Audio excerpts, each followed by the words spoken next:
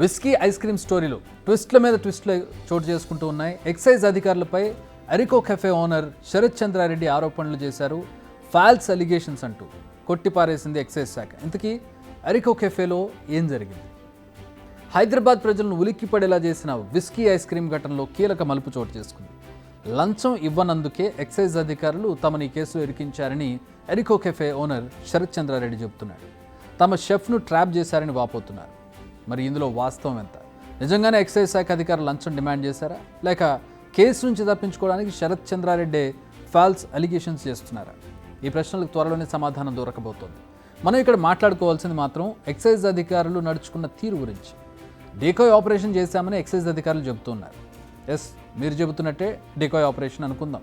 Decoy operation చేస్తే అంతమంది అధికారులు వెళ్లాల్సిన అవసరం ఉంటుంది. డీకాయ్ అంటే ఏంటంటే నకిలీ కస్టమర్గా వెళ్తూ ఉంటారు. చాలా సాధారణంగా టాస్క్ ఫోర్స్ కానీ లేదంటే స్పెషల్ ఆపరేషన్స్ వాళ్ళు ఇవన్నీ చేస్తుంటారు. డీకాయ్ ఆపరేషన్స్ చేయడం వల్ల అక్కడ సాధారణ కస్టమర్గా వెళ్ళడం లేదా సాధారణ క్లయింట్గా వెళ్తూ డ్రగ్స్కి సంబంధించిన వాళ్ళని కాంటాక్ట్ చేయడం, లేదంటే ఇలాంటి షాప్స్కి వెళ్ళి సాధారణ కస్టమర్గా వెళ్ళడం, వాళ్ళు అక్కడ ఏదైనా అమ్ముతుంటే దాన్ని రెడ్ హ్యాండెడ్గా పట్టుకోవడం, మిగతా అధికారులు కూడా అక్కడికి వస్తారు. సో ఇది డీకాయ్ ఆపరేషన్ అంటే. సో ఇక్కడ ప్రధానమైనటువంటి అనుమానాలు ఏంటంటే ఇంతమంది డీకాయ్ ఆపరేషన్ కోసం వెళ్తారా? పైగా అక్కడ ఆర్డర్ చేసింది పిజ్జాలు, విస్కీ కలుపుతుంది ఐస్ క్రీమ్లో అని ఆఫీసర్లే చెబుతున్నారు. పిజ్జా ఆర్డర్ చేయడం ఏంటి, విస్కీ కలిపిన ఐస్ క్రీమ్ తిని నిజంగానే ఇందులో ఆల్కహాల్ ఉందని కేసు ఫైల్ చేస్తే ఇంకా బలంగా ఉండేది కదా. పైగా విస్కీ కలిపిన జెలాటో ఐస్ క్రీమ్ను డిస్ప్లే చేసే క్రమంలో వోడ్కా బాటిల్ను కూడా ఉంచారు. ఆ బాటిల్ తన వాచ్మెన్ తాగిపడేసిందని అరికో కెఫే ఓనర్ శరత్ చంద్రారెడ్డి చెబుతున్నారు. ఎక్సైజ్ శాఖ అధికారులు ఓ వ్యక్తిని ట్రాప్ చేసి కెఫే ఓనర్ను టార్గెట్ చేశారనే అపవాదును ఎదుర్కొంటూ ఉన్నారు.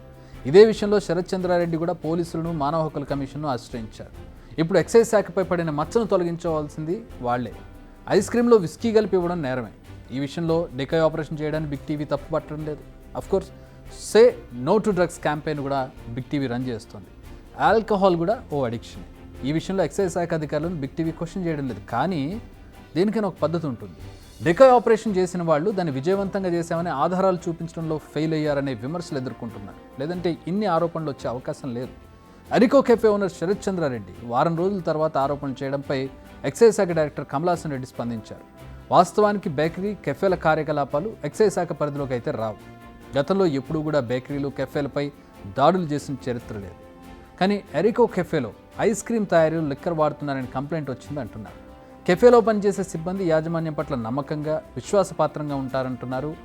వారిని ఎక్సైజ్ శాఖ అధికారులు లోబర్చుకునే ఛాన్సే లేదని చెప్తున్నారు. పైగా అరికో కెఫే యాజమాన్యం అపరిపక్వ జ్ఞానంతో ప్రెస్ రిలీజ్ చేసిందని కమలాసన్ రెడ్డి ఆరోపించారు.